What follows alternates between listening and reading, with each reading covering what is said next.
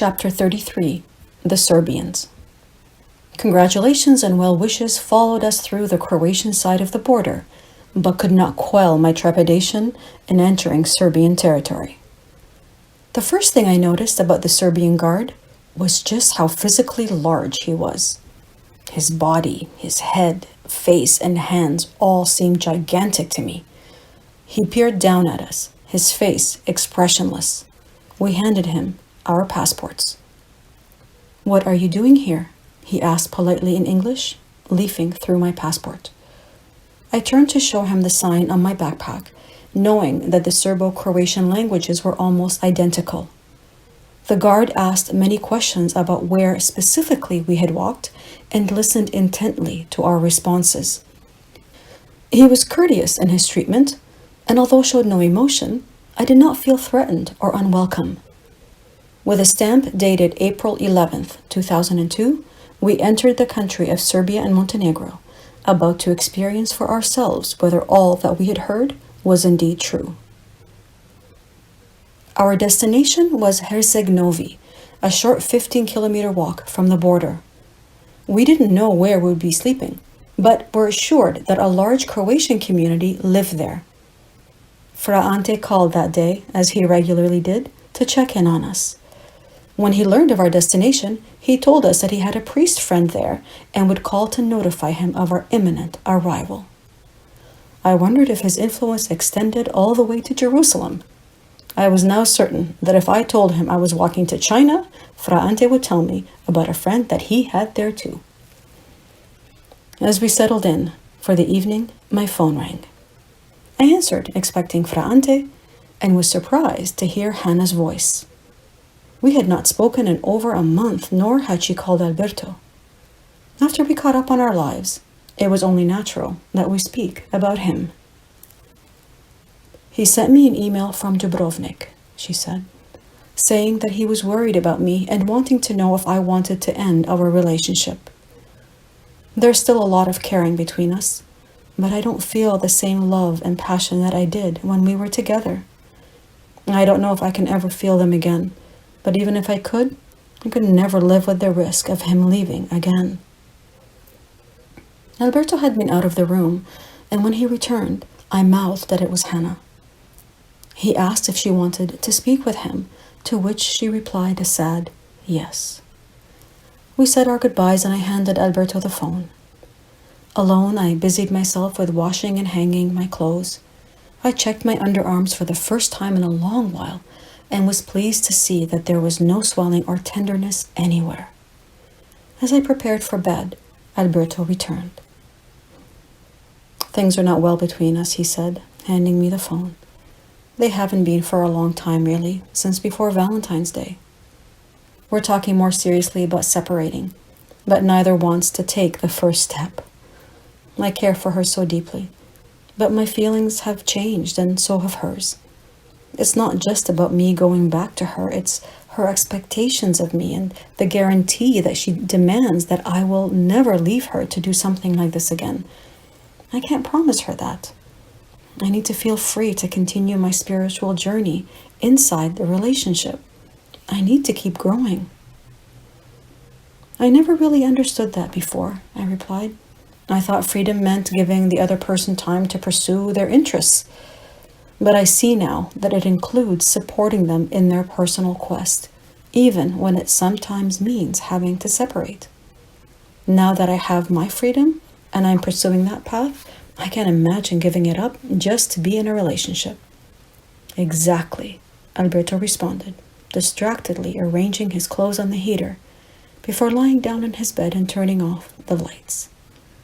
"It's over," he whispered.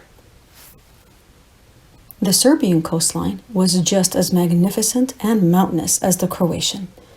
In the towns of Risan and Kotor, we were guests of the Croatian communities living there. Our contact with the Serbian population was thus far confined to the road. The occasional car honked and some people waved in support, but in general, we were left alone. We now moved towards Budva, along a road that was fast and dangerous. Our map indicated a path parallel to the highway, but it snaked off in unusual ways. Soon we lost the main road and found ourselves wandering along a deserted path that continued forking in various directions. As we re-examined our map, a car drove past and stopped ahead. The driver, a middle-aged man with graying hair, approached and, speaking in English, introduced himself as Zelko. He said he recognized us from the Croatian television programs and had driven the main road several times these last few days hoping to find us. What's strange, he added, is that I never take this road, but for some reason today, I did.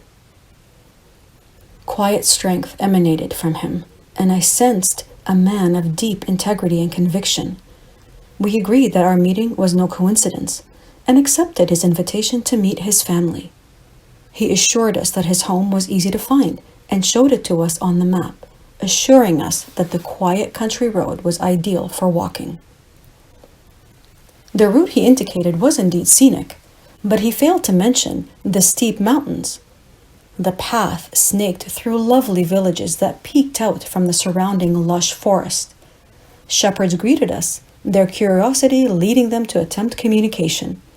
We simply said, "Zelko," and they nodded in recognition before shepherding us like their sheep in his general direction. The forest canopies were a welcome haven from the blistering sun, but our legs were shaking by the time we arrived to Zelko's home. Zelko's family had gathered in the dining room and affectionately welcomed us. He proudly introduced us to his wife and young daughters, and then to his parents and other relatives.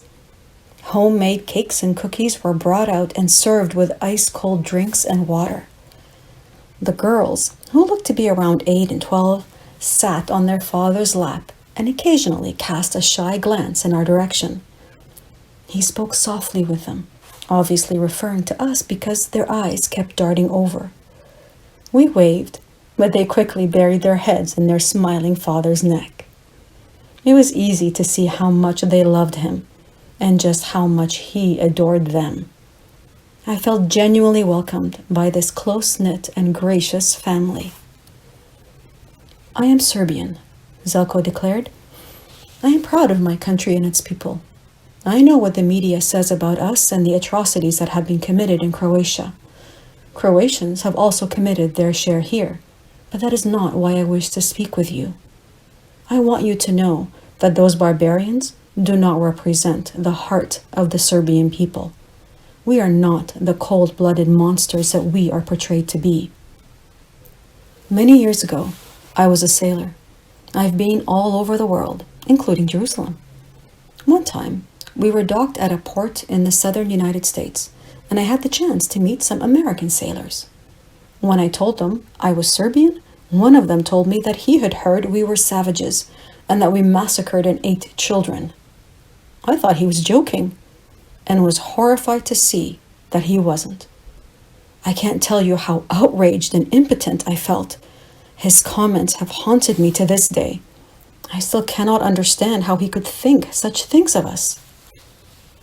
This dignified man paused and looked at us earnestly.